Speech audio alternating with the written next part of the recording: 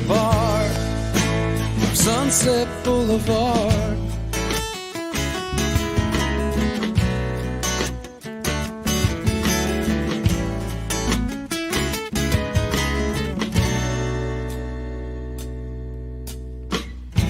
I woke up.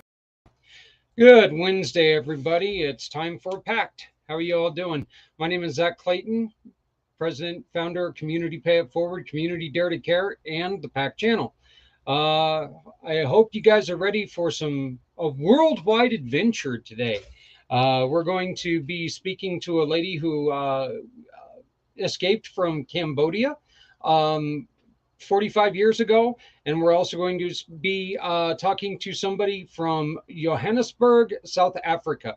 Not South America, like I said in the video itself. So I did look on a map, and I couldn't find it anywhere in South America. Nowhere. You can't find it. Not anywhere there. So, but if you look in the right continent, you're going to find it. So how y'all doing? Wonderful, wonderful, wonderful day here in Colorado. I hope that the day is as good as been as good as it was here. Pretty much in the 80s. No longer snowing here in Colorado, which is a good thing, since we had snow like 3 weeks ago or something like that, which was just ridiculous. But hey, we have a couple things coming up, and we were trying to get this to where we could have a couple friends come on to talk about it.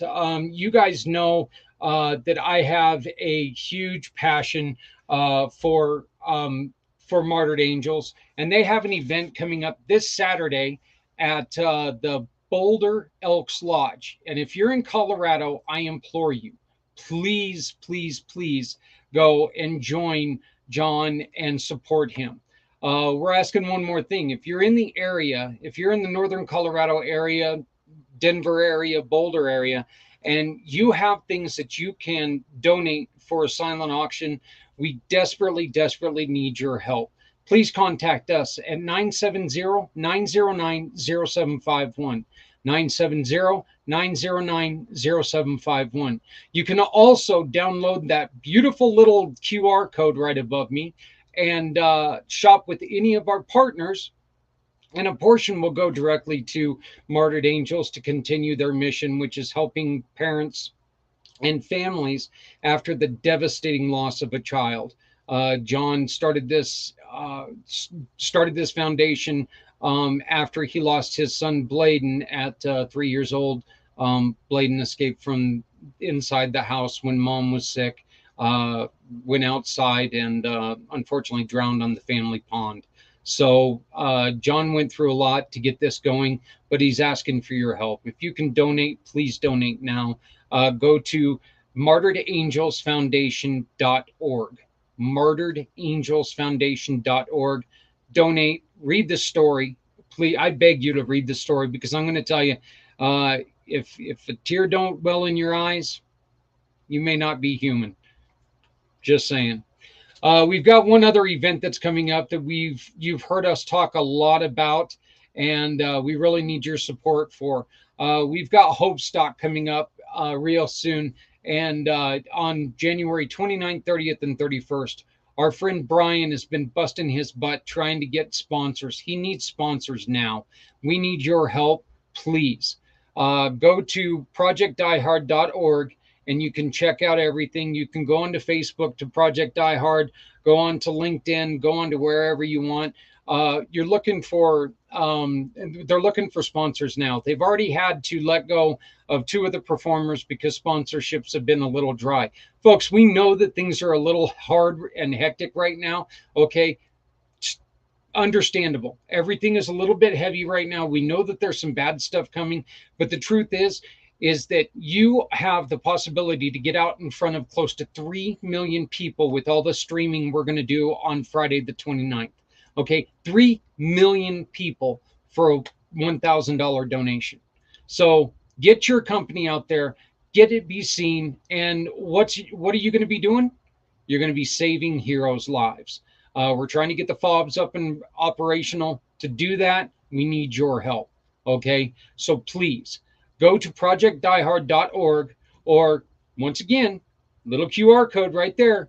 Anytime you make a purchase with any of our partners, Take a picture of the receipt and scan it right into that QR code, and a portion of the sales will go straight to Project Die Hard. So just remember, you see the number 22 there on the logo. Folks, that's an old number. It's 35 a day. We're losing 35 veterans a day. That is going to be close to 15,000 in the year of 22. Okay. So let's make sure that we try to save their life. And numbers could be as much as 37. Okay. But the numbers aren't good. I don't care if it's 22, 37. VA statistics are reporting that it's one veteran every 90 minutes. 15,000. Okay. So please do your part.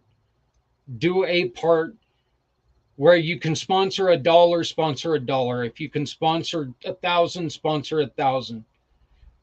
If you just need to shop, go to this little QR code here, scan it, take a picture of the receipt, send it right in there. They're going to give us a referral fee. That referral fee is as good as a donation. We get a part of that back. We're giving 80% of it to Project Die Hard. 80% of whatever that company agrees to give us is going to places like Project Die Hard, projects like Martyred Angels, the Avery Center, Veterans Ranch, going all over the place. Okay, going to your neighbor who is in trouble. That is the Community Pay It Forward program. That's what we're doing. We're here to help.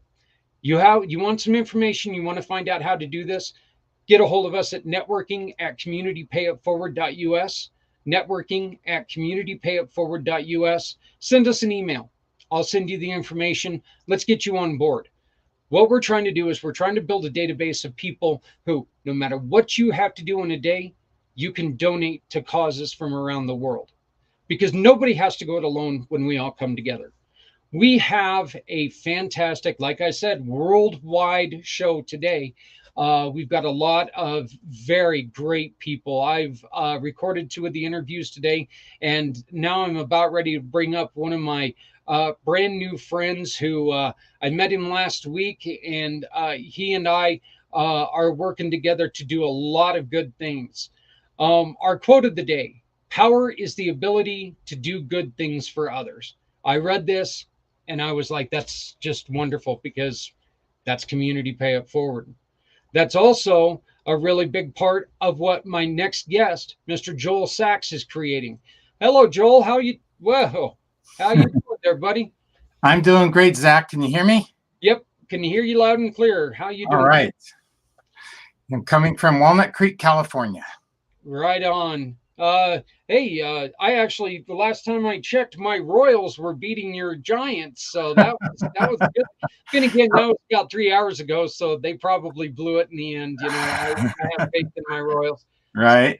I used to always tell people that I can't say I'm a baseball fan. I like the Rockies and the Royals, and they don't play good baseball at all. So, but it's really good to see you, Joel. Joel, you've invited us to come out and spread our word at a alliance that you belong to. Yes. And it's worldwide kind of Global Chamber Cooperative. There you go. You want to tell us a little bit about that, please? Sure. Global Chamber Cooperative, or GCC, is a group of individuals that get together every week on Wednesdays, and we are really committed to basically what you're talking about, paying it forward. We are mission driven. Everyone comes together. It's not a networking group in the sense that we don't go into breakout rooms, but we do network by sharing with each other our visions, our purposes, what we do.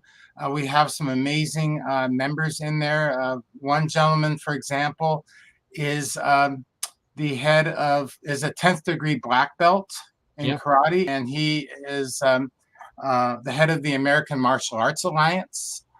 We have another gentleman who has done public speaking for many, many years and has shared the screens with the likes of Mark Victor Hansen, Zig Ziglar, Jack Canfield, you name it. Les Brown, he's been on the stage with these guys. Amazing, amazing thought leaders. And I have learned and grown from these guys so much. So yeah, it's a fantastic group of people. And if you go to zoomturtle.com, as in tortoise, zoomturtle.com, and click on the very top button at Wednesdays at 9 o'clock, at noon Pacific time. Wednesdays at noon Pacific time. Every Wednesday we get together, and your audience is invited to explore and see what we do. We're very excited about the group and want to help others and pay it forward like you do. You know, it was there was a story that was told today by a lady veteran who had flown a couple missions over in the Middle East, and I thought it was a wonderful thing because she was talking about all the things that she had done in the Middle East, and then she gets home and she's flying commercially uh, when her husband passed. And so she was talking about how, there are so many gut punches in life, and she was able to take and stand up, and now she's running for office in Sacramento, correct? Correct. She's running for a state assembly in Sacramento, and So, won the primary, by the way. So she's off to the general now. well, that's fantastic. And I mean, Carol was her name? Kathy. Kathy. Okay, yeah. So, but yeah, so many good people in that meeting, and I know that we had a great time. We got to go and introduce the Community Pay It Forward program. We're going to be having a couple meetings here in the next couple Yes. days, and we're extremely excited about that as well. And there are a Uh, lot of great nonprofit organizations in there. Floyd Smith from the Fifth Dimension has an awesome nonprofit called Music Therapy for Vets, yes, because music has been shown to really help with PTSD and other ailments that vets suffer from. So he is committed through his nonprofit to help vets deal with those issues they're facing now. yeah, you know, and it that really makes sense to you. It really does, Joel, because when you think about it, um, music is the one thing that can pull emotion out of you, no matter what emotion you're going through at that time. You gauge everything you do. You can gauge your life on the music that you're listening to right now, right at that moment. Absolutely. One thing I've recently found, if for any of your listeners that get Netflix, and you may want to check this out too, Zach, check out Moving Art on Netflix. Oh my gosh, it is amazing. It is the most relaxing thing I have found. It's really beautiful images of Machu Picchu and whales in the ocean and flowers and waterfalls. Each episode has a different theme of amazing, beautiful images with the most relaxing music to accompany it. No, my gosh, if you want to have a de-stressor, just watch Moving Art on Netflix. I promise you, you're gonna love it. Yeah, see, I'm kind of a wackadoo. I'll be honest here. I listen to the heavy metal stuff. That's me, Mister Ah. And been doing that forever. And so it's kind of funny. Somebody will come in and I'm listening to something goofy like, oh, we'll just say Psycho Stick, and you can tell I'm in a great mood. I'm playing a little, dancing around, being a little bit goofy. And if I'm dancing around, it's got to be a little bit goofy. Either that or I stub my toe on something, which I do quite often as well. Right? But you can tell when I've got something on my mind by what I'm listening to, or if I'm just angry. Well, you can really tell that too. So I've been riding my motorcycle, and people come up to me and they go, "Are you okay?" you know, so it's just kind of one of those things that's really, really interesting. You are part of a new venture that's coming out that is extremely exciting because we are talking about how Community Pay It Forward can partner up with this. This is something that is for the restaurants alone. This is something that is desperately needed because they've been getting through out of necessity. They were getting ripped over the coals for the last couple of years due to COVID and not being able to open up. But if they wanted to open up, they had to offer delivery. Well, along came some of these life-saving delivery companies that are just charging them way too much. You want to tell us a little bit about Zen? Absolutely. Thank you, Zach, for the opportunity. So Zen Delivery is really disrupting, as you said, the food delivery industry. Typically, on average, the big boys like DoorDash, Grubhub, Uber Eats, they charge 30% on average to have the food delivered they charge the restaurant 30% to have their food delivered to the customer. And restaurants typically operate on 5 to 15%, 20% if they're lucky margins. There's no way they can absorb that 30% hit. So typically what has to happen is that those restaurants then must pass that cost on to their customer. So the customer is paying a huge price to have the food delivered versus dining in.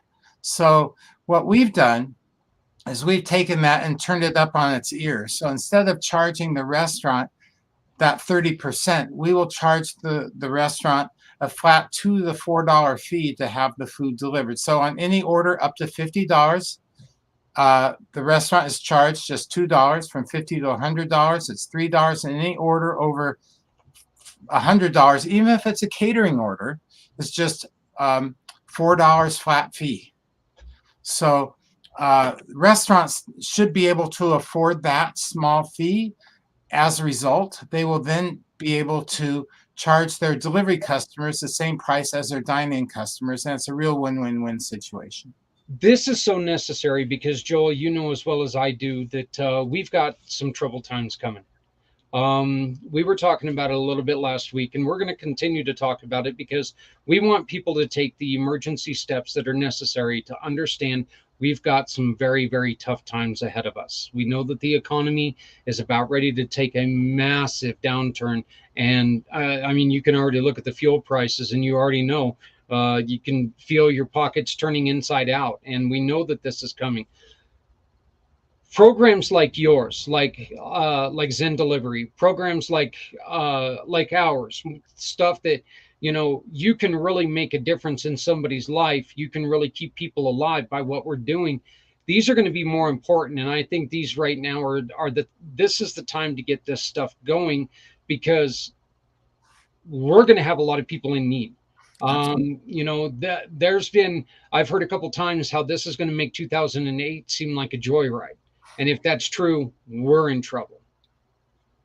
You're right. We're already seeing those trends. I don't mean to be a doomsayer, but I think that we haven't hit the bottom yet. And so you're right, a company like Zen, make it so that restaurants and the customers and drivers we haven't even spoken about are treated fairly is, extremely important in the whole delivery chain.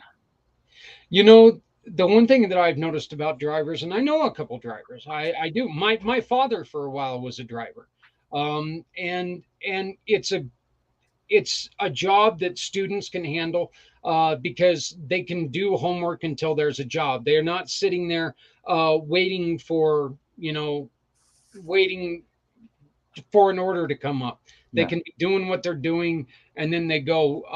It's a great job to have because you can kind of keep yourself in your own zones and everything like that. So, and this is one of those things that in a college town, I know we see so many of those with those stickers in them, with the Uber stickers, with all those, and they're all over the place. So I'm excited to see this because those drivers, they're going to make the same amount of money, right? Well, actually, I would argue they would make more money because it's not uncommon with some of those other big companies where a driver is stiffed completely with no tip. With us, the driver has to receive a minimum of a 10% tip, but more likely it will be closer to 20% because when the order is placed, the tip amount is automatically defaulted at 20% of the entire food bill. And then the customer has to manually go in and lower it down to 10% if they choose, but they can never go below 10. So to me, that is fair, and so you won't see that happen with Zen drivers. One of the things that really drives me crazy is that you have people like, there's a certain pizza chain out there that right now is talking about tipping you when you come pick up your own pizza. I've seen the ad. And they're telling us that, that delivery is a difficult thing to do, and yada yada yada, and you deserve a tip. Well, here's $3. Right. I would never, ever, ever give my pizza guy just $3. I just wouldn't do that. Right. But Right. it seems to us that's kind of what they're wanting you to do sometimes. It's like, there's when you go in there and it's just like, okay, well, it looks like you've already got it figured out. They already know what they're going to get. And so Yeah. And but this, it's nice that they're not going to be stiffed for this. So that well, is and the other thing too, Zach, that I failed to mention is the fact that we also think that it's perfectly fair that the driver be compensated for his gas too, yeah. especially with the high prices of gas. So that's also built into the platform that the customer will be paying the driver for gas. And let me make one thing also perfectly clear. The driver gets 100% of their tip and gas. No money is skimmed off the top like some other companies have been known to do. We will give them 100% of what they deserve. That's great to hear. I love hearing that because those kids are out there, those individuals are out there, and look, let's be honest. Being out there now with all these other crazy drivers, it's not the safest place in the world to be sometimes. So their job's not Yeah. really as easy as and dealing with Yeah. people sometimes is, and especially hungry fat guys like myself, guys who are sitting there answering the door with a fork and a knife going, give me food, so I mean, Yeah. there is Can I give give an example from the restaurant's perspective yes, in terms of the power of this from a restaurant's perspective? please Okay. do. All right. So let's suppose, well, the national average for the number of deliveries that a restaurant makes a day is 30 deliveries a day across the entire industry. So let's suppose a restaurant does 20 deliveries a day. Also, the national average for the size of delivery is about $40, okay, for a delivery. So let's use those numbers. And at 30% of what the restaurant is typically charged, okay? So using all three of those numbers. So you take $40 times 30%, that's $12, right? And you times that by 20 deliveries a day. Now so that's 12 times 20. That's $360 a day. Let's multiply that by 365 days a year. That totals $90,000 that restaurant will be billed in delivery fees each year. What will Zen do? Zen will take, and so rounding off, we're going to say that 7,500 deliveries a year, okay? 365 times 20, we'll round off and say it's 7,500. Okay, so that's 12 times 7,500 is $90,000. We will charge that same restaurant $15,000 to deliver their food for the year, saving that restaurant 75 grand a year. That's amazing. I mean, and that is, as a guy who's got so many friends in the restaurant business, that is just, it's going to be a game changer. It's truly going to be a game changer. There is one other thing that Zen Delivery is looking at, and this is great for our local nonprofits. Why don't you tell us about that? Well, absolutely. So we also have, this is going to be launched. We're not quite ready to launch this. This will be in the first part of August.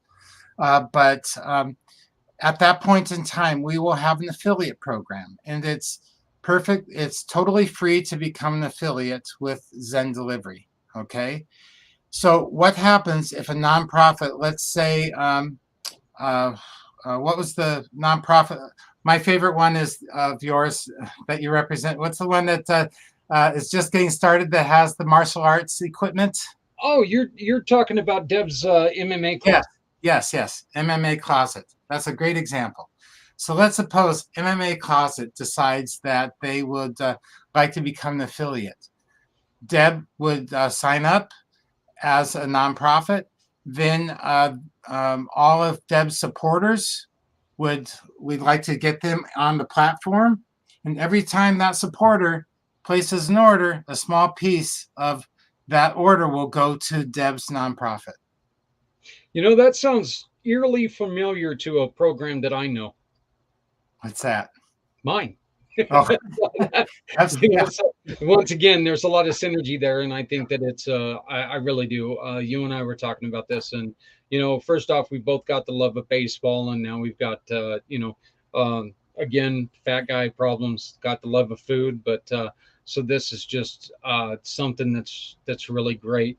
Um, you guys are planning on releasing this in like 4 different stages. It was said today. yes, Um, you really want to make sure that this comes out right. absolutely. We're just yeah. Right now, we just launched stage one as of Monday. In stage one, we can actually start bringing in restaurants and anyone that is looking to have a side hustle or help us open communities throughout the country. We're trying to build this. So that's phase one. Phase two is coming in August, and there are a couple of exciting things I talked about being able to enroll and feel. It's one of the nice things about this too. Once phase two launches in August, Zach, is that restaurants will then be able to refer other restaurants or their drivers or their customers and create an additional profit center for the restaurant. Not just save money, but they can actually have a profit center. So what if the restaurant could pull in an extra $2,500 or $3,000 a month by simply referring other restaurants, customers, and drivers to the platform? What could they do for their employees, for example, with added benefits, or maybe their marketing, or whatever the restaurant owner chooses to do? It's an extra bonus amount of money. So not only are they saving money, but they're actually making money off of this platform. It's an And amazing model. yeah, and I reiterate, this is a perfect time for this to be happening. You've got so much that potentially could go wrong for these smaller restaurants, that this could really save their lives. You cannot go nowadays without a without a delivery program. You just can't do it. I know that we've got a restaurant I absolutely love here in our town, but they are still not open. They have not opened their indoor seating, and I don't know why everywhere else has, but it's their own beliefs. It's their restaurant. They're free to do what they want. This being a small restaurant, I could see how this could potentially be a win-win for them. Because I mean, let's be honest. $2, $13. Which one would I rather pay? Well, obviously the $2. Absolutely. And, chances are the restaurant isn't paying that $13, but they're passing on to their customer, Yeah. and their customer is not happy paying that inflated price. Yeah, yeah. I know I've had some deliveries where and the restaurants will remain nameless, and I get the bill at the end and just thinking, wow, I mean, I go to the store and I spend $20 and I just spent 45. And it's like, wait a minute. From So, that's a little scary. So, Joel, once again, I want to thank you for joining us and telling us a little bit about Zen delivery, and of course, once again, to give us the information about the network, or about the event on Wednesdays, please. Okay. Again, zoomturtle.com. It's right there. Every Wednesday at noon Pacific time. When you go to that website, you'll see a series of buttons. Click on the very top button, and it'll take you right into the Zoom room. I promise it will be a wonderful use of your time. You'll meet a lot of amazing people. I'll just give you one other example of somebody. He wasn't there today, but Aaron Avila is a true inspiration. He suffered from a stroke. You can tell he had a stroke by his speech. Nonetheless, his clarity and his communication, his passion is totally with us. And he's put together an organization called Stroke TV. And it's about educating people about strokes. He interviews other stroke survivors. That's the kind of people we're bringing. It's a nonprofit. These are the types and quality of people that are on this call. So if you want to meet amazing, like-minded people that are mission and service-driven, come to Zoom Turtle. Thank you, Zach. Yeah, and you know, there's no fee to come and check it out. You know, I mean, and like I said, it's a great group of people. You feel absolutely welcome, which is really nice. You know, it's compared to some of the other networking groups that I've been to, where you kind of feel like you're intruding. And you know, look, MLMs are part of business. They truly are. There's not a lot of MLMs in your group, because these are really people who want, once again, they want to make what they do, they want to make it special. They want to get it out there, and they want to try to be part of something better than them. So Joel, I appreciate you joining us today. I thank you so very much, and I look forward to continuing our conversations. But have a great day, my sir. Very, very good. Thank you, Zach, for the opportunity. It's a pleasure. And yes, I look forward to working with you too, my friend. All right. Thank you. Okay, everybody, that was my friend Joel Sachs. Like I said, he's got a lot of stuff coming up. He's got so much that's happening, so many good programs that are happening, and I'm really looking forward to doing more with them. Come and join us. Just go to the Zoom Turtle. It's the first button on top on Wednesday. It's at 2 o'clock East. No, noon East. Noon East. Sorry about that. And so come on up, join us. It really is a good time.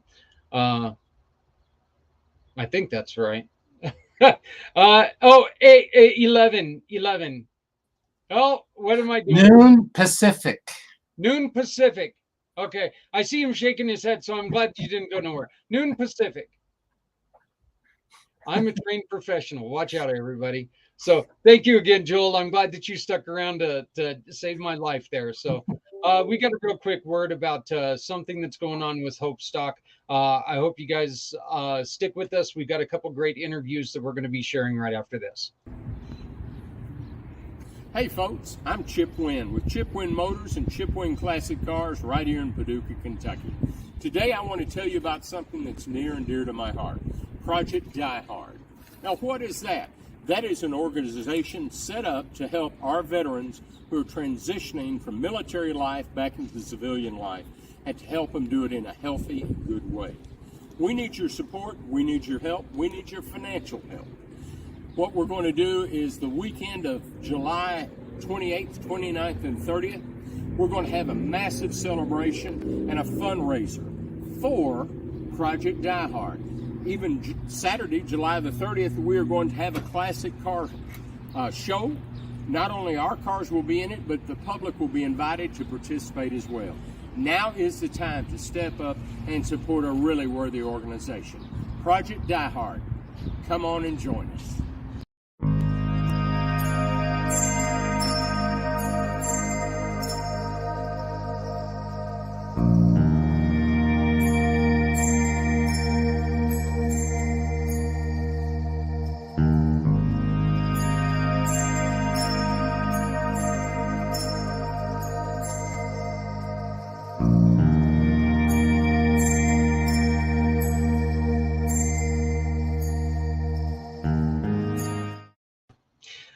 We want to make mention that the dates on that commercial were wrong, but we still think it's going to be a great thing. Please remember the dates are the 29th through the 31st, not the 28th through the 30th. So things happen when you're trying to record live and all of a sudden you trip over your tongue. I know one guy who trips over his tongue quite often, so I can attest to that. So next up, we've got a video that I recorded earlier with she's an author, and her story is something fantastic. At a young age, back in 1974, she was living in Cambodia, and we all know what was going on at that time in Cambodia. We know it wasn't a pretty place to be, and well, communism came in, and not forcing them to move, but giving them an option that you could either, or you could either try to escape, or your life was going to become something that you didn't want it to be. You guys met Gabriel 2 weeks ago, and Sarah is the leader of the Central Florida group with Gabriel's networking out of Florida. But you know what? There are people who are outside of Florida who go to this, and you're going to meet two of them tonight. There's of course myself, and then my second guest, George.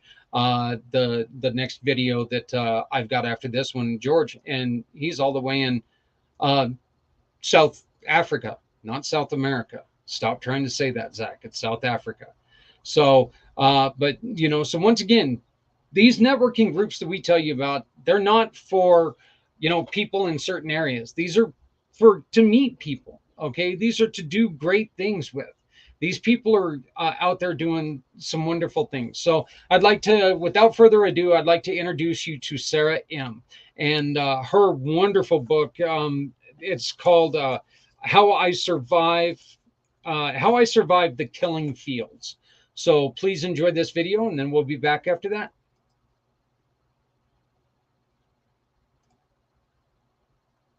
Hey everybody, it's Zach Clayton, Community Pay It Forward, Community Dare to Care, and the pACT channel. I'm here with a wonderful author, a wonderful friend, and you're the leader of the Central Florida group. Yeah. That once again was started by Gabriel, who you all met 2 weeks ago. So this is another, you're going to meet George a little bit later on from that same group. One of the great things about this group is that it's full of some talented people. And I'm going to put in the chat here in a minute the link that you can join us next week for this group. So please, if you're not busy it's at Tuesday at at 2 o'clock Eastern. So 2 o'clock Eastern. So that means noon here in the Mountain Time. So if you're not doing anything, please make sure that you come and join us. And joining us right now is Mrs. Sarah M. How are you doing? I'm doing good. Thank you, Zach. How are you? I'm doing great, doing great. I love being able to do this because I love, I've been able to read a little bit of your story, and I think this is great. You wrote a book called How I Survived the Killing Fields. This book is exactly what you say it is. It's all about a journey you had, and you've survived. Can you tell us a little bit about the story? Yeah, the story is, well, I grew up in Cambodia, and when I have a chance to attend college in the big city, I was far away from home. And the communist Khmer Rouge took over our country. And they came in with anger and madness and with hate. And they pursued to shut down everything in the country, basically in the whole country. And then they also evacuate people out of the city. And I left everything behind and then just walk away. Just go through the motion, follow everybody else. And when was this? What year was this? 1975. 1975. So it's been a little bit, but it's not something that you get over very easy, is it? It's really kind of taken and shaped your life. You got here to America though, and when did you decide to write the book? I decided to write a book 7 years ago in 2015. And was the process easy? Was it really hard on how you, hard on you personally? Or did you find that it just really flowed out and it was an easy thing to write? It's very difficult because a lot of information was forgotten because I want to forget. I didn't want to remember all that difficult time. So now when I decide to write, I had to try to remember everything all over again. It was very difficult. We don't want to focus too much on the bad. I asked you to come on because you've turned this into something that's good. You've turned this into, you're an inspirational speaker now. You are the director of Christian Professionals in Tampa. You've got a lot of stuff going on now, and it was all brought on by your strength of this journey, correct? Yeah, yes. The difficult time helped shape my strength. So I, I want to use it as my strength, not as my weakness. I don't want to let it destroy my life. No, I want to use my pain into a purpose. I want to use it to help people. Sarah, what would you say the one thing that you have really grown personally? What is the one thing that this has helped you grow? What would that be? I would say I become kinder. I treat people with kindness and with love, because what happened in the past was because of the lack of kindness, the lack of compassion, and lack of love. When people come in to destroy our life, they were angry at us. So that that's not the way we should treat each other. If we don't treat each other with hate, with resentment, with anger, we will use the kindness, love, and compassion. If we live with those kind of positive mindset, positive attitude, we are in a better world. We support each other, we help each other out, and we are kind to each other. So then there will be no war. We know that right now we're kind of going through another conflict. Well, we're not kind of going through, we are going through another conflict. Russia again is involved. Communism, Putin has made a couple comments about communism, and he just renamed a square Lenin Square again. He's trying to bring back communism. He was a soldier of communism, and I think that he's trying to bring that back. Well, I guess I'll call it think right now. You lived through some of that, and what you just said is really important, because do you think that if we really sit down and we start understanding each other's journey, that would help each other?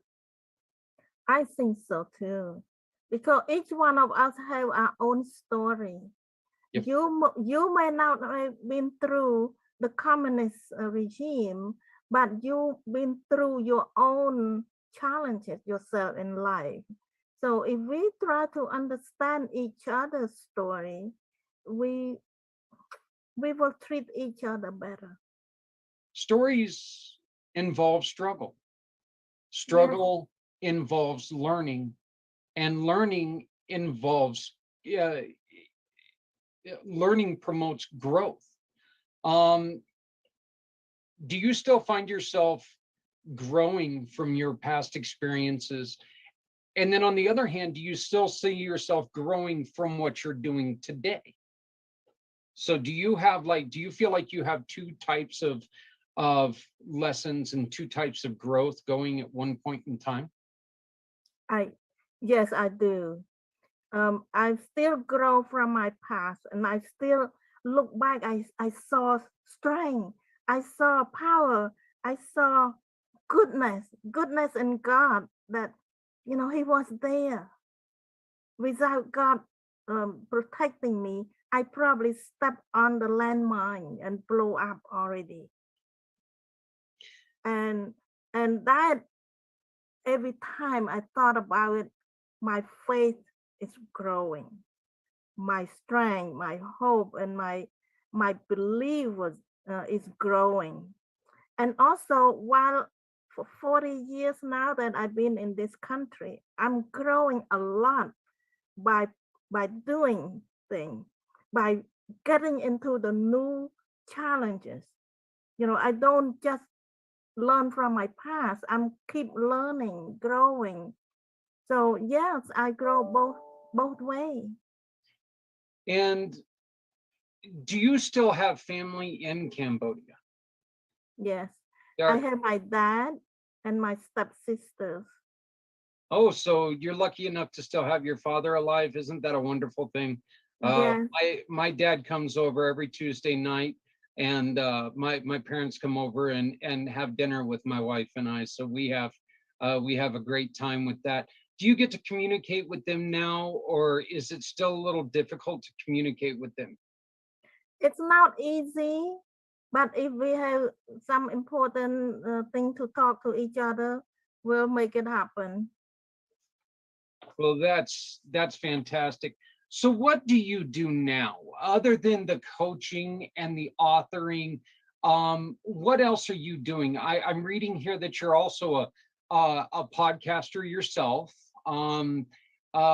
You I love that it says that you're one of the things on your board here says winning perspective. Why don't you tell us something? Why don't you show us a little of your winning perspective? Show our audience a little bit of your winning perspective. My my my idea of leading people, well, I'm speaking to inspired people, so I'm as an inspirational speaker, I want to find some way to lead people to be more positive. So the winning perspective is very positive, because we have a perspective on any situation, but you can change your perspective if you want it. If you want to be positive, you can make it happen to be positive. I A few years ago, I walked in the park, and then I stepped into an uneven ground, and I fractured my foot. Ooh, So li- on I was limping, and I was using the scooter for 3 months. I was so upset at the beginning. And then I realized, I said, okay, stop, feel so sorry about this, because I should be grateful that it's only my ankle that fractured. I could have fall, and my head could have hit the big stone next to it. yeah. It could be worse. So from that perspective, it is a winning perspective. It's because you don't want to put yourself in a sad victim mindset. Is there a trick? And I know trick is a bad word to use for this, but is there a trick, Sarah, in your mind that you can, you know how we always have people telling you, well, imagine people in this situation, imagine how much worse they have it. Is there a trick that we can tell ourselves once in a while when we feel down, because we all feel down once in a while? Is there a trick that we can fool ourselves into thinking more positive ways? Is there a trick? Do you have an exercise to where we can sit there and go, hey, snap out of it, you're breathing, you're alive, you're doing okay, you know? Gosh, and people like you. I just had to do that Saturday Night Live thing. I don't know why, but I had to do it. Yes, it's not a trick, but it's a habit that we can snap ourselves into a positive side. Because if we don't do that, nobody can help us. So we look at the glass. We can say it's half full instead of half empty. You appreciate what you already have in that glass. That means you appreciate what you have. So When you are slipping yourself into a bad situation, you look for something good. You can find good in any situation. That means you are grateful. You appreciate what God provided you. And when they evacuate people from the city, I left behind everything. I mean everything. Yeah. Not only that, I was separated from my family. I could not go home. I could moan and groan and grumble, but I went day to day, appreciate that I'm still alive, appreciate that I still have my life. I still have my family so that I can think about that. I can feel the love that I used to have.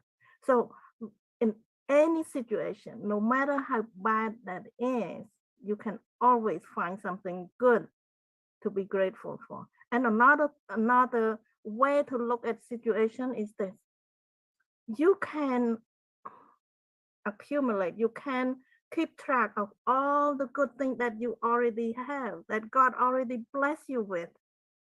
The gratitude journal, the gratitude pile that you pile up, all the things that God bless you with.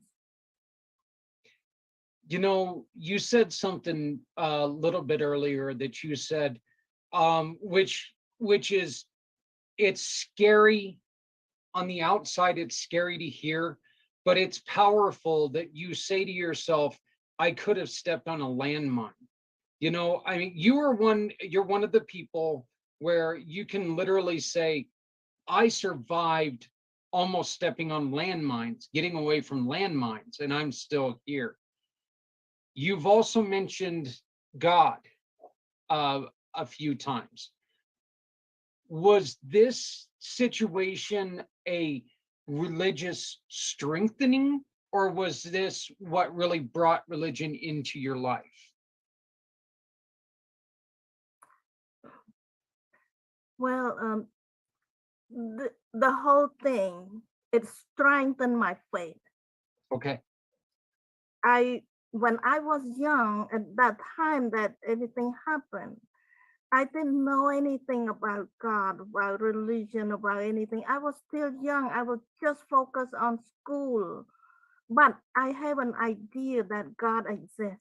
That's the only thing that I know. I think God exists. So when things got so bad that I almost died, I prayed to God.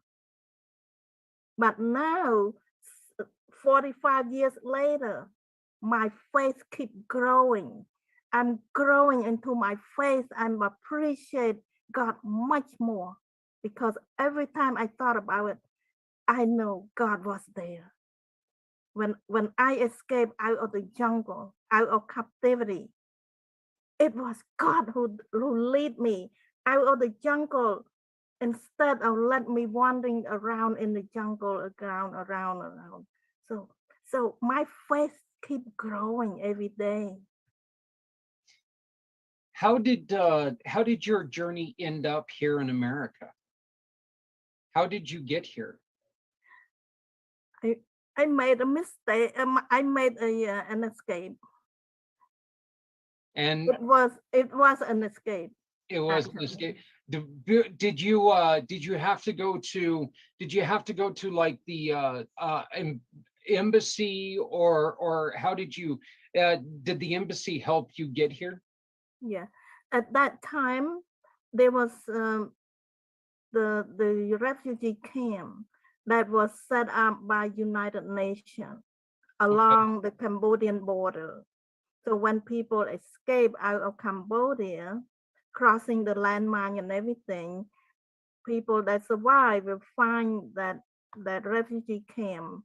And then that refugee camp also was connected to the immigration service that was set up in Bangkok. So I had to go through the process. See, I remember watching a program that was just devastating to watch. So I can just imagine the range of emotions that you were feeling about one of our embassies that was overrun at the time, and they had all of the people trying to escape from there, and we had our brave servicemen at that point in time that was trying to load as many people onto helicopters and get them onto ships as possible.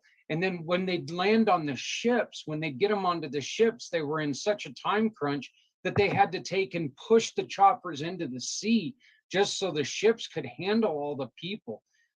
I commend you on your journey. I think that what you've done is, I mean, it's a fantastic story. What would be one lesson that you, Sarah, would tell somebody who's feeling a little bit trapped, a little bit down on themselves? What would be that lesson to them be today? Somebody who's lost in their mind, what would be something you could say to them to maybe give them a brighter outlook? I would say never give up hope. Look for a sparkle of hope that you can hold on to. And then search for the love in your heart, because I fight for my life. I did not give up because I love my family so much that I would do anything just to survive. Just one more day, just keep going one day at a time to survive. And I made it out. So have love, have hope, and also have faith. Your family, since you've come to adulthood, do you have family? I'm married, but I have 2 stepsons, wonderful sons. Yeah. Wow. Well, that's fantastic. I love hearing that. And what are your next steps? Are you going to write another book, or are you just going to continue to speak? I will continue to speak. My speaking career is only at the beginning. Yes. I still feel like I'm invisible. People still didn't know who Sarah M is. And I'm still need to work on visibility to let people know that I'm here. I'm here, I'm ready to speak, to inspire, to help and motivate and encourage people, because everybody can use the encouragement. That's very true. That's very true. We've got to understand that, you know, as you have said, you know, there are we're in a situation that we have our lives, we have our, you know, we have our families. A lot of us have our families, and it's not a bad thing to feel down, but you've got to get yourself out of it. And if you stay down, you're in danger of taking that onto yourself, right? Yes, yes. So give us like one story from since you've been in here, since you've been here from in America. Give us one of the stories of one of the things that made you go, I am so glad that I'm alive and I'm here and I've got this new life. Give us one, what from somebody who wasn't born in this country. Why don't you do me a huge favor? Let's even change the directions on this. From somebody who did not come from this country, or you're not from here, but you're here now. Give us one view of why America is so beautiful to you. America is so beautiful. I noticed right away when I landed in United States. I landed in Connecticut. It was my mom's cousin who sponsored me to come. But he had a situation that his job transferred him out of Connecticut before I ever arrived. Oh no. So before he moved out, he talked to the church that he belonged to, and the church pulled themselves together. They helped me starting my new life. The church was amazing. The people at the church was amazing. That's when I start growing my faith even stronger, when I see people that pour out their love, their kindness to the unknown people. Like I was unknown. I was not able to speak English. But with their love, they helped me restore my life. So America is beautiful. People are beautiful. People are kind. There are some unkind people, but they are very, very small percentages. I, I, I would ignore them. They are not the representative of America. America is full of people with kindness and compassion and love. I'm talking to Sarah M., the author of How I Survived the Killing Fields, talking about her story of getting out of Cambodia in 1975. She is now an author and a motivational speaker, and she does all kinds of different speaking. What are some of the areas that you speak at? I speak at the community, at the events like conference, seminar, and corporation, Rotary Club, Kiwanis Club, wherever they have a community, wherever they need a speaker, I was there. You're going to be there. Well, how do people get a hold of you, Sarah? They can go to my website, saraim.com, SARAIM.com. They can also call me, 727-512-3017. Well, thank you very much, Sarah. For me personally, I want to thank you so much for joining us today. We just made the arrangements for you to join us yesterday, and I remember hearing about your book, and I remember, wow, that's going to be something exciting to talk to you about. It's something that, as a history fan, I'm a huge fan of history, and of course, with history, you know, you deal with a lot of conflicts and everything. Hearing survivor stories, it's one of the things that I love stories. I love every person's story. Every person has a story that somewhere in that story, you can save somebody's life with your words. And Sarah, your story can save so many lives just because you bring that inspiration, you bring that warmth and that feeling of love to us. And I want to thank you very much for joining us today. Thank you for having me, Zach. And once again, folks, you can go to Sarah, SARAIM.com. And Sarah, is that where you get your book from? Yes. If they go to the book tab, they will find the book. Well, that's fantastic. Were you going to say something else? I was just about to say that there was one person who was in my audience. She listened to me, and then she read my book, and then she saw me a few months later, and she approached me. She told me that she will never forget me because she had been suicidal all her life. Wow. But no more suicidal. That's got to be that. Let me ask you, was that feeling comparable to escaping? The courage that lady had coming to you and being that thankful to you, was that comparable to the thankfulness you felt of escaping? Or was there anything there's nothing that can compare to escaping from your situation? Well, it is comparable. It filled my heart. It's all, it just satisfies my soul. I do this. I share my story. I go through pain by digging back the dark time, because my goal is to help people.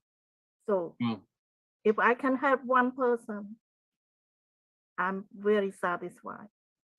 You know, the best way to look at it is if you can help one person, there's one more person who can help another person, who can help another person. Therefore, we can help so many together.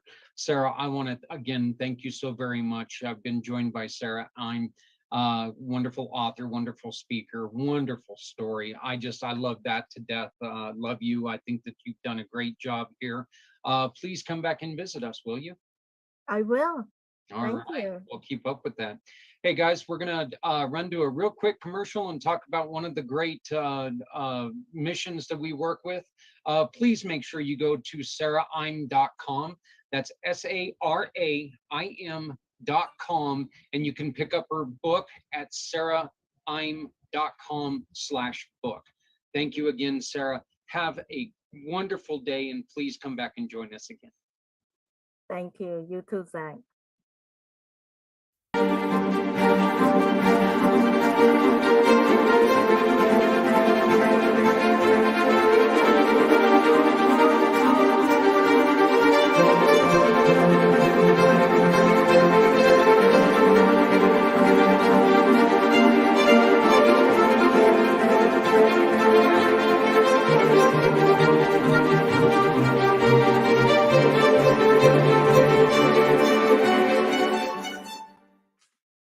Hey everybody, it's Zach Clayton. I'm here with a great friend of mine. We just met a couple weeks ago on a brand new networking. Matter of fact, you guys heard from Gabriel 2 weeks ago, and we met on Gabriel's networking program. So this is one of the gentlemen that I met, and he is doing some wonderful, wonderful things. He's got a great book out. He works with kids. He helps people with coaching, everything. And you're in Johannesburg, South America, correct? Johannesburg, South Africa. South Africa, not South I'm inviting America. all your listeners to come over. Yeah. We're all going to get on a boat and we'll be right there, man. So, sounds like fun to me. So I'd like to introduce to you, and I'm going to try this. I practiced it once and I got it. So we're going to try it again. It's George Mutendadzamira. Perfect. I give you an A, Zach. That sounds good. I'd settle for a C because I know I kind of messed it up there, but you know what? I'm good with that. So, George, let's start with this. Why did you get into coaching? Why is it coaching that you like to do? What do you find exciting about helping people in business? Okay, so let's take a step back and say, George Mutendadzamira. I'm an executive business and life coach. I'm based here in Johannesburg, South Africa. I have a business called Vula Unlock Consulting, which is coaching. We consult a little bit on other issues, but the main focus is coaching. But we also do speaking on public platforms. We do facilitating. I'm an author. But to your question, why coaching? So in my other life, in my previous life, I practiced as an attorney for about 10 years. Right. I left that, I went into commerce, was a legal advisor, then moved into corporate affairs, I did marketing. And then I had responsibilities for 16 African countries around alcohol strategy, antitrust law strategy. But in all those positions, there was one thing that came through, and it was the interactions with executives and people in general. And I would say the frustration in some of them for not progressing quickly enough, and in others, just a directionless. I'm using that word advisedly, a directionless, because people get to a certain place and they kind of plateau. And what a coach does is to ignite something in them to create goals for them to look ahead and move forward. And so when I interacted with people, not as a coach, but just as a colleague, I would help guys think goals, set goals. And I realized it's something I could actually do for people, because I suppose, Zach, is because I talk quite a bit. So maybe it's because I can talk to people. But really, I have found in the years that I've been coaching, the one thing that most people really appreciate is what I call a safe space. Now, a safe space is where you can dream big, think of things that you want to do without worrying that it's going to be broadcast on CNN and the whole world knows about it and laugh at you. You can say anything to a coach, anything, because that conversation is confidential.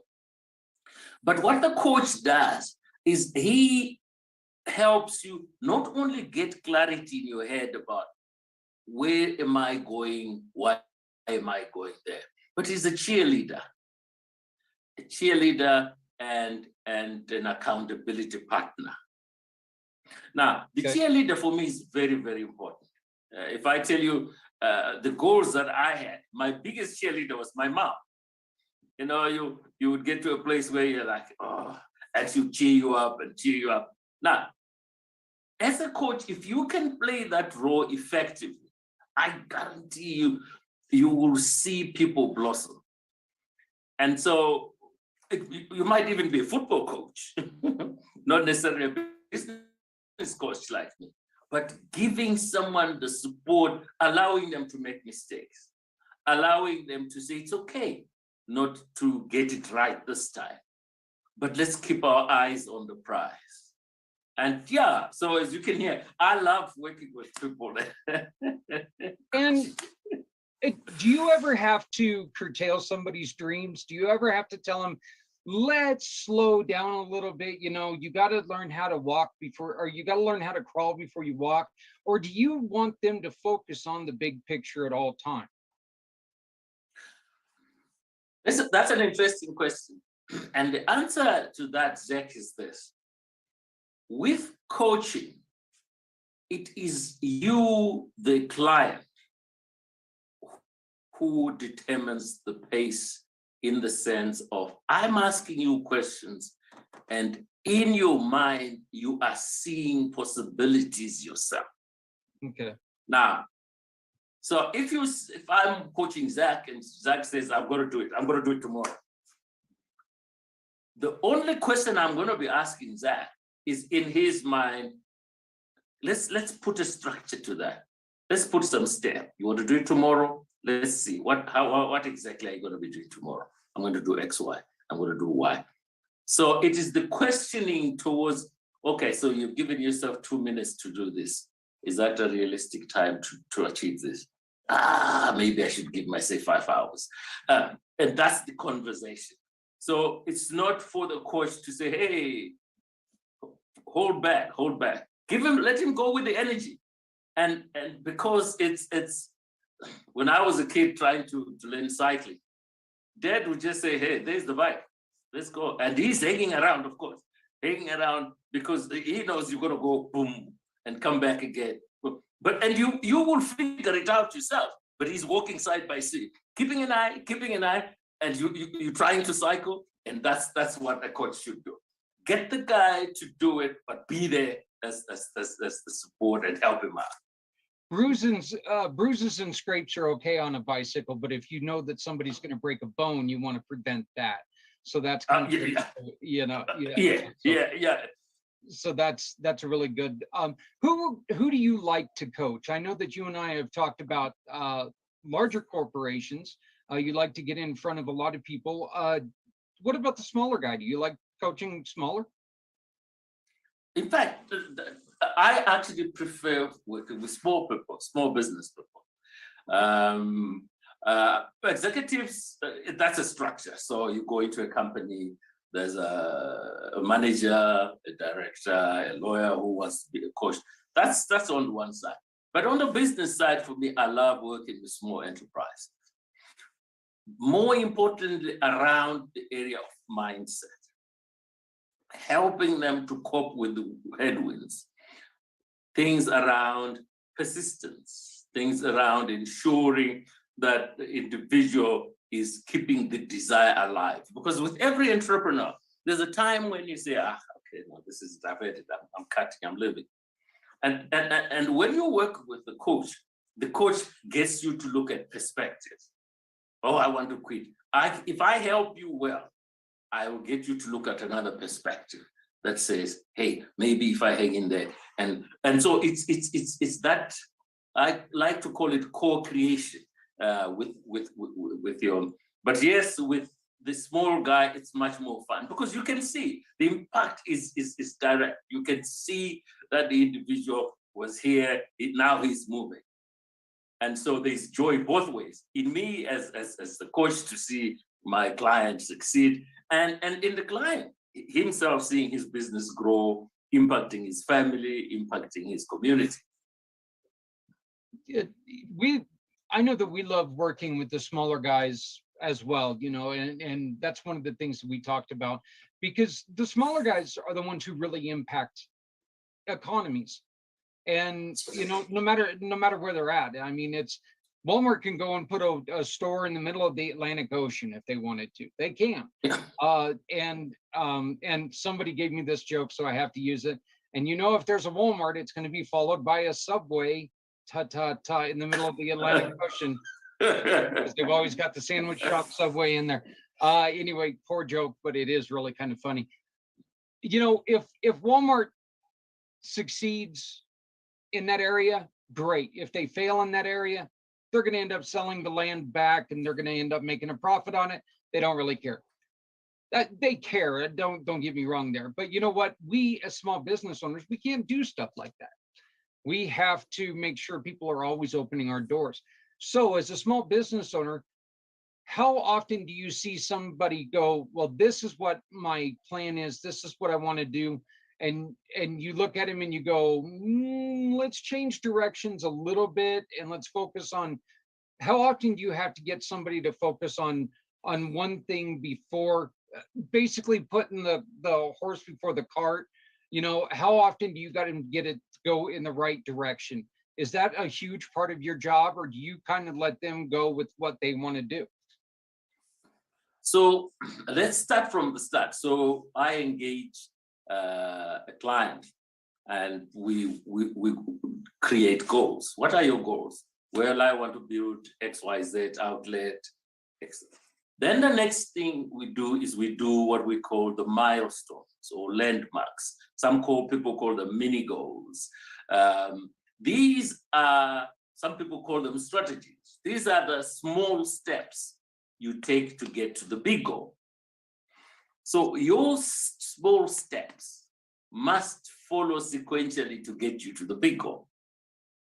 Right. So if I want to build this outlet there, I need to start here, the finance, the land, the thing. So it's got to be sequential to get there. So you don't really need to say to the client, this must come before this, because they will see it. If you're doing it well, you're creating this pathway to it. What will happen though, is that as you implement it, some things may happen quicker than others. And then now obviously you have to look at it and say, okay, now we've moved this step. How do we review and evaluate to see where we are and how we are progressing? So, you know, we talk about SMART goals, right? Specific, measurable, achievable, realistic, and time-bound. But in there, at the end, there's an evaluation and review. So they now call them smarter goals. So you must always be reviewing and evaluating to say, okay, where are we now?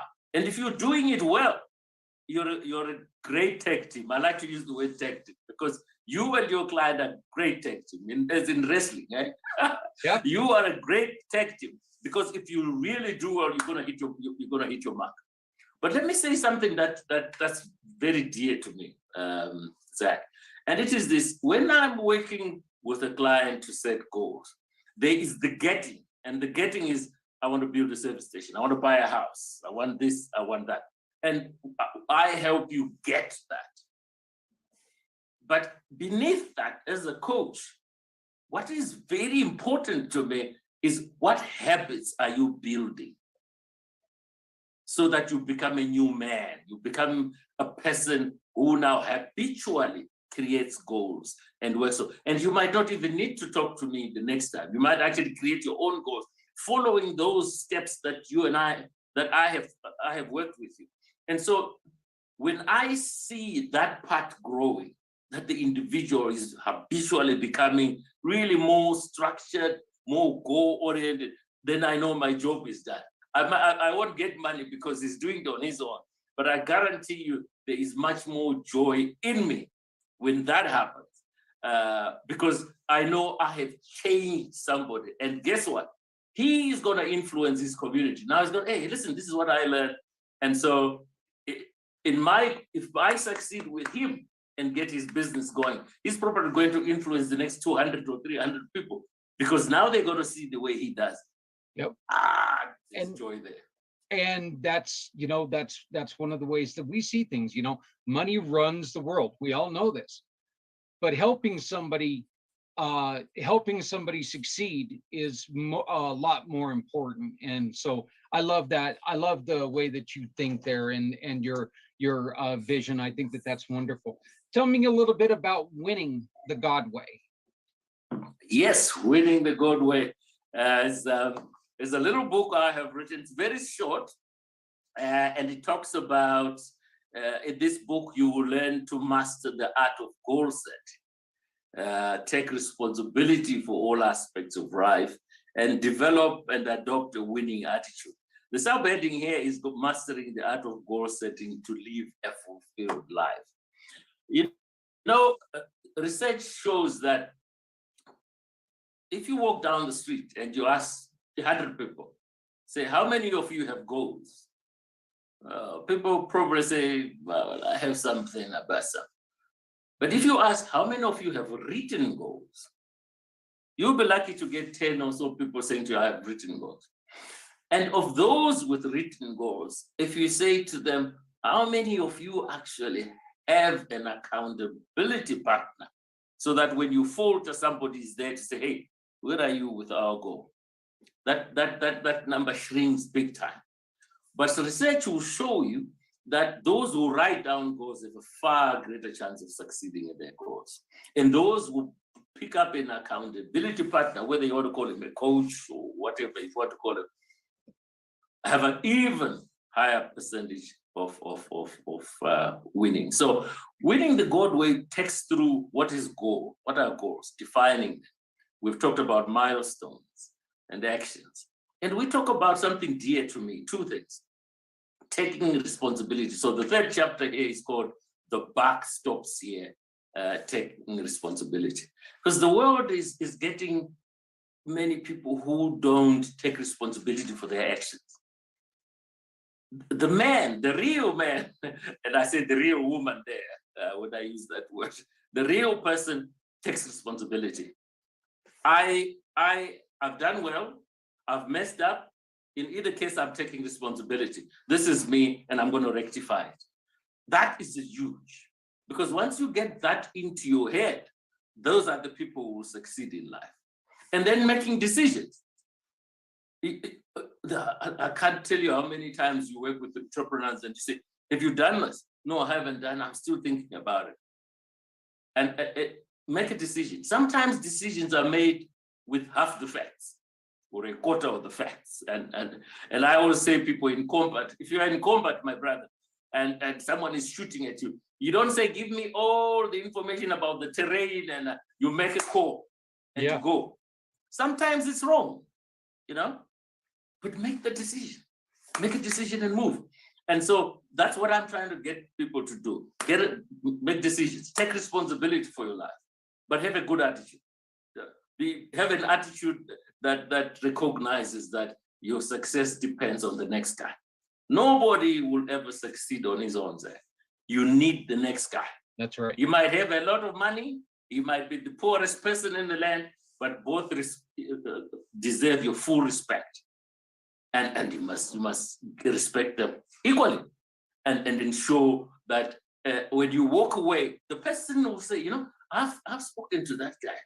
He showed me respect. You're putting humanity into someone, you know. That I'm really passionate about that. Then we talk about gratitude, being grateful for the little things. Hey, you know, I have a roof over my head. Somebody helped me. Thank you. The word thank you, those two words are so important. And please, say please. And all those other things and so the book is 9 chapters, and we talk about little habits like waking up early and doing the right thing. And then we also talk about dreaming big. I encourage that. When you're a kid, your imagination runs wild. You dream very big. But the older you get, you trim that. And I always say, no, don't. Dream big, keep dreaming. Because it is when you keep dreaming, when you keep seeing things, that's when things align towards. The Bible talks about say it with your mouth. When you speak it with your mouth, God hears you. And so if you're a godly person, but even if you're not a godly person, dreaming big attracts what you dream. And so we always say everything starts with a picture in someone's mind. So the cell phone was at some stage a picture in someone's mind. Nobody, if that person had died, that would have been the end of it. But you know what? Everything starts with your car that you drive, everything. So have your own picture, paint it for us to see. And I love encouraging people. And as you can hear, so when I'm talking to the youth, I want them to leave the room energized and what it is. But the book then helps them to put a structure to say, let's set the goals. Because it's one thing being, motivated, and then you get back home and reality comes home. There's no food on the table. We want to write them down and let's keep chasing. Let's keep chasing.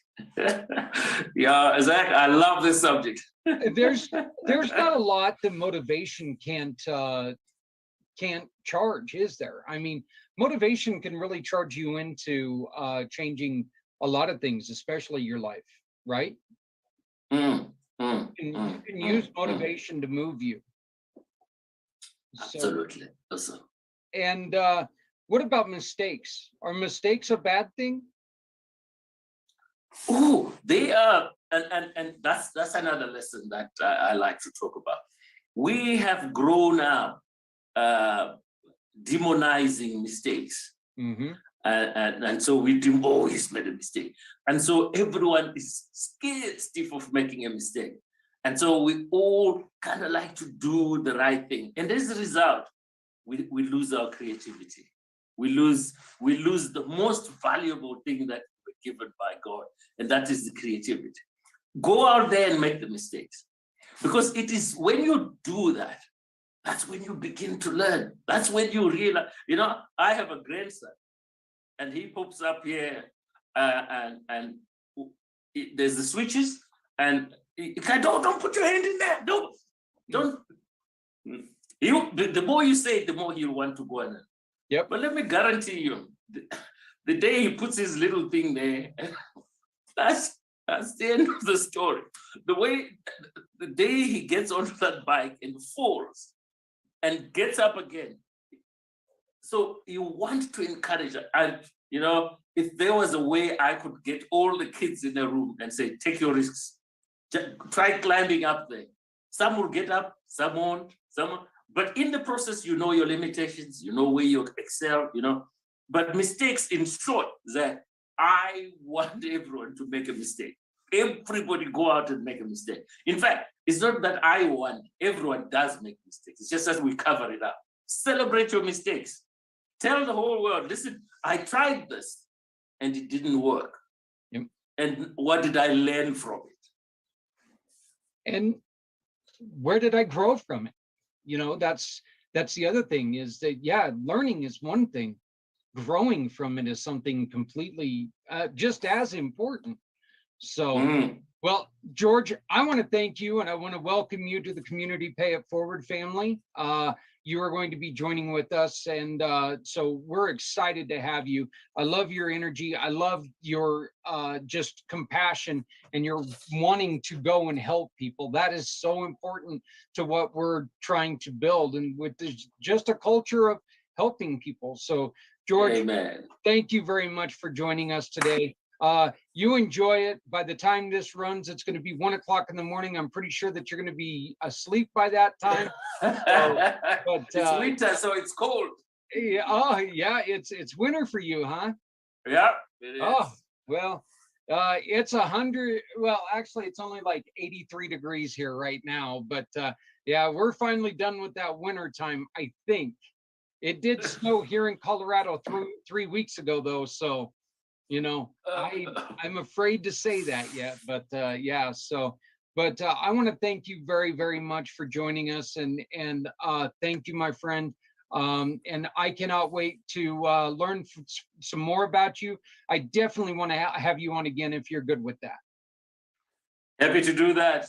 Always All a right. pleasure, Zach. Always Well, a thank pleasure. you. Take good care now. You Bye-bye too. now. Okay, thank you. That's Cheers. George, and we'll talk to you soon. Thank you, my friend. Great interviews all the way around today. I want to thank all of my guests. I want to thank everybody for tuning in, everybody for watching, everybody for checking us out. You know, wonderful, wonderful feelings all the way around.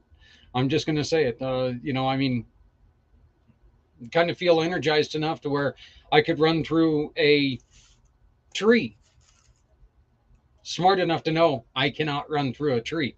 Probably because I would try it if I could. But hey, everybody, you know what? We're about 2 minutes over the show. We're going to be bringing you MKE now tomorrow. We're not going to join them late anymore. We're going to be bringing them to you on Thursdays from now on. We're also going to be playing World of Women on Thursdays as well. Actually, we're probably going to end up moving that to Wednesday. It was just kind of a busy day with all the recordings and everything. So I want to thank everybody who joined me. I want to thank Sarah. I want to thank George, and I want to thank Joel, all for joining me, all for bringing that great information. Please, everybody out there, love somebody because somebody out here loves you. Make sure that you got to remember, all right? Please just remember, nobody has to go it alone when we all come together. Remember the clothes thing. If you got clothes that don't fit you anymore, get them on the back of somebody who needs them. If you got food that you're not going to eat, pass it on to somebody who needs it. There's only one race. It's the human race. And you know what? We all live, we all die, we all need, we all have. Let's make sure that we share. Let's get people going. Let's get people helping each other. Please remember to visit our website, communitypayitforward.us. And if you have any questions whatsoever, if you'd like to learn more about what we do, send us an email, networking@communitypayitforward.us, networking@communitypayitforward.us. You can also give us a phone call, 970-909-0751, 970-909-0751. My name is Zach Clayton. I want to thank Emily Golmer, and I want to thank Sarah Goodell. They both do a wonderful job helping me keep my facts straight and keep my head on straight-ish. And by the way, I made one of the dumbest looks in that interview earlier today. I could not believe it. That was horrifying. So if anybody else caught that, sorry. But I'll try to do better next time. So once again, please, everybody, love somebody out there because somebody out here loves you. Have a great night. We'll see you on Friday for Community Impact. Stepping out of her fear, bring me home.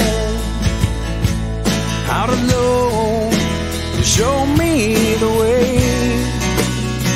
You wanna be a part of Sunset Boulevard.